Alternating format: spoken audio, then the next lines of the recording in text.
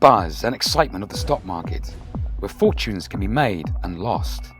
High-profile traders look for opportunities to spread their portfolio across a broad spectrum of many different company stocks.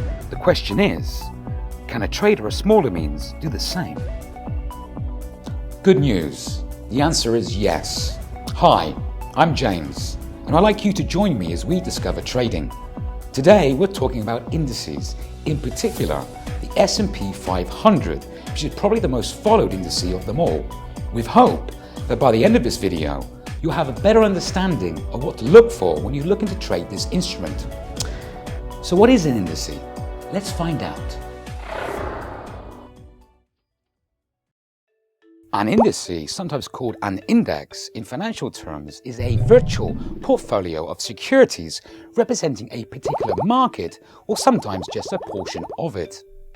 The S&P 500 stands for Standard & Poor's 500 as it tracks the 500 most widely held stocks of both the New York Stock Exchange and Nasdaq. You can find it on our platform under the name US 500. For any company to be a part of the S&P 500, it must be based in the US with a market cap of at least 5.3 billion. Now, the 5 largest companies in the S&P 500 in 2016 based on market cap included Apple, Google, Microsoft, Amazon, and Facebook. The S&P 500 is a measurement of the stock market, and it can itself be used as an economic indicator for the health of the US economy. So what are some of the things to watch out for when you're trading the S&P 500, you ask? One of the first things you need to consider is economic sentiment.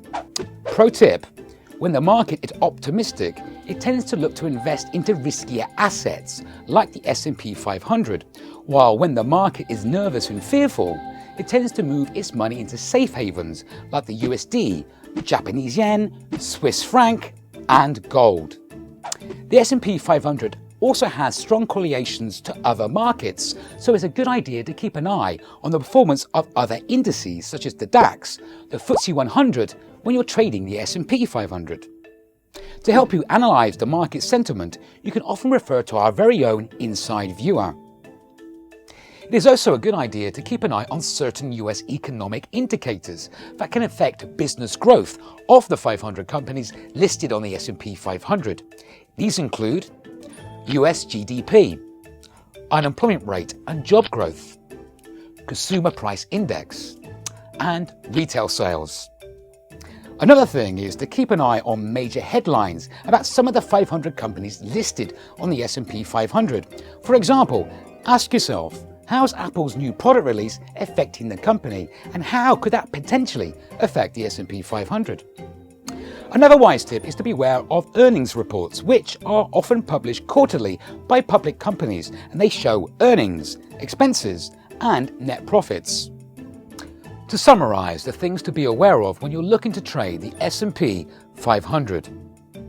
Market sentiment, risk on, risk off. Performance of other indices such as the DAX or the FTSE 100. US economic indicators like the US GDP and retail sales. Headlines on certain companies and earnings reports. Join me next time when we discover oil. Till then, thanks for watching, and you trade safe.